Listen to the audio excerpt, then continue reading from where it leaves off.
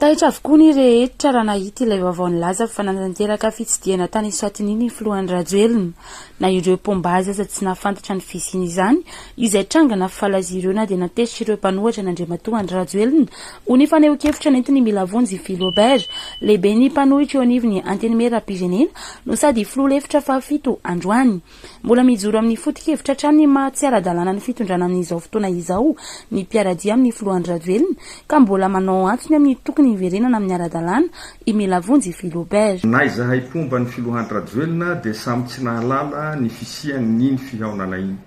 fa samy nahita zany amin'ny réseaux sociaux ny rehetra dia taitra. Ny fahatairana zany dia azo sokajiana roa ho an'ireo zay mpankahala, mpanenjika, manohitra ny filohan'ny Rajoelina dia mazava ho azy fa miteraka fahatezerana, miteraka fahasorenana ary mety ho fahakiviana koa aza ny azo heverana ny fahitany an'iny zava-misy iny. Fa ho anay zay pomba ny filohan'ny Rajoelina ary mijoro mandrakariva amin'ny foto-kevitra ijoro anay dia ny hoe rehefa zavatra na fahefana azo ka tsy voasoratra ao anatin'ny lalam-panorenana dia heverinay fa tsy ara-dalàna zay ary zay no mahatonga anay mitaky amin'ny fotoana sy amin'ny fomba fiteny ny hiverenana ao anatin'ny ara-dalàna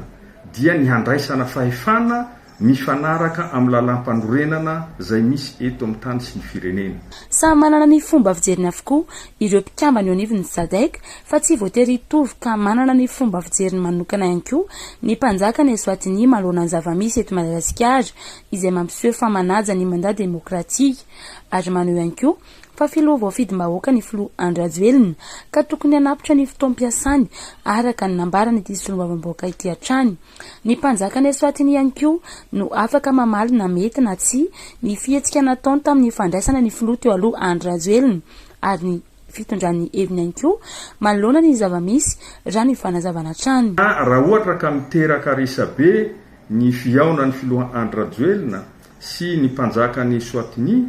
dia rariny sy hitsiny satria tsy mitovy ny fomba fijery ny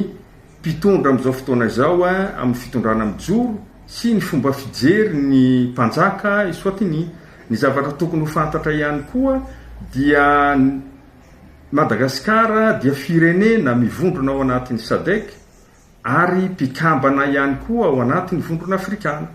Dika zay manana ny fomba fijeriny ihany koa ireo satria misy ny zavatra ifanekena ao anatin'ireny fikambanana zay mahampikambana na Madagasikara ireny ka fomba fijeriny mpanjaka iny mpanjaka ny Eswatini tsy azotsika atao ny ilaza azy hoe mety na tsy mety fa tsaratsara kokoa izy tenan'izay namoaka ny hevitra sy fomba fijeriny any zava-misy eto amin'ny firenena angamba no afaka manazava tsara ny zava-misy sy ny hevitra zay nahatonga azy ny laza fa ny zava-dehibe ao anatiny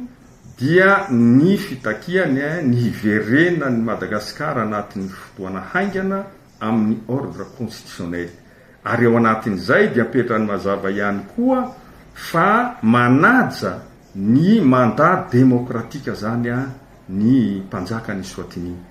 Everina ho fanairana ny rehetra manoloana ny raharaham-pirenena indrindra ny mahakasika ny filoha teo alohan'ny Rajoelina ireny fihetsika nataony mpanjaka ny Eswatini ireny ho hiatra ny Milavonjy Philobert izay manamafy ny voalaza ny SADC ny amin'ny tokony sy ny fifampiresahana mazava indrindra amin'ny tokony idirana amin'ny fifidianana madio sy mangarahara raha ny fanazavany hatrany.